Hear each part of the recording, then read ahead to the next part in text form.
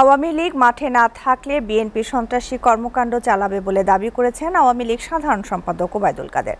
রাজধানী বঙ্গবন্ধু অ্যাভিনিউতে দলীয় যৌথ সভায় তিনি বলেন, পাল্টাপাল্টি নয়, জনগণের জানমাল সুরক্ষায় কাল মোহাম্মদপুরে শান্তি সমাবেশ করবে আওয়ামী লীগ। ষষ্ঠ উপজেলা নির্বাচনে ভোটার কম হলেও পরিবেশ সন্তোষজনক ছিল। প্রথম ধাপে বিএনপি যাদের বহিষ্কার করেছে তাদের মধ্যে 9 জন নির্বাচিত হয়েছে বলেও জানান তিনি। তামান্না তাহসিন খানের আরেকটি প্রতিবেদন। রাজধানীতে আওয়ামী লীগের কেন্দ্রীয় কার্যালয়ে দলীয় নেতৃবৃন্দের সাথে ঢাকা মহানগর উত্তর দক্ষিণ ও ঢাকা জেলা আওয়ামী লীগ এবং সহযোগী সংগঠনের সভাপতি সাধারণ সম্পাদকদের যৌথ সভা হয়। যে ভোট পড়েছে এটা আমি খুব ভালো বলবো না, মোটামুটি সন্তোষ।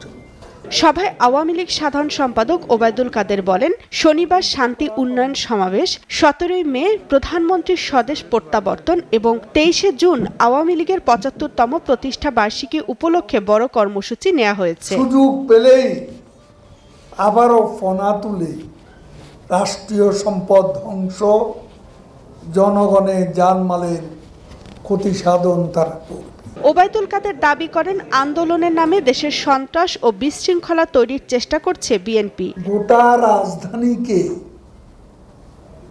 আমরা যদি তাদের উপর ছেড়ে দিই তাহলে জনগণের জানমাল সুরক্ষায় সমস্যা হতে পারে। উপজেলা নির্বাচন নিয়ে ষড়যন্ত্র হচ্ছে জানিয়ে আওয়ামী লীগ সাধারণ সম্পাদক বলেন, বিএনপি ভোট বর্জন করলেও তাদের দলের অনেক নেতাকর্মী নির্বাচনে অংশ নিয়েছে।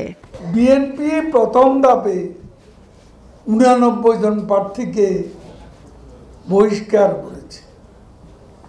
এই বহিষ্কৃত নেতাদের মধ্যে প্রথম ধাপে 7 জন চেয়ারম্যান পদে নির্বাচিত হয়েছে।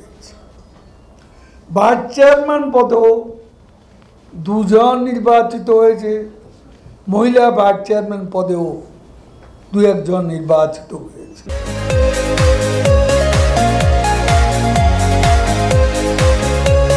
বিএনপির দাবির কোনো নৈতিক ভিত্তি নেই বলেও মনে করেন ওবায়দুল কাদের। বাংলাদেশের আন্দোলন নেতৃত্ব যদি বাংলাদেশের রাজপথে না থাকে সেই আন্দোলন কোনোদিনও সফল হয় না। তামান্না তাহসিন খান, এসএ টিভি, ঢাকা।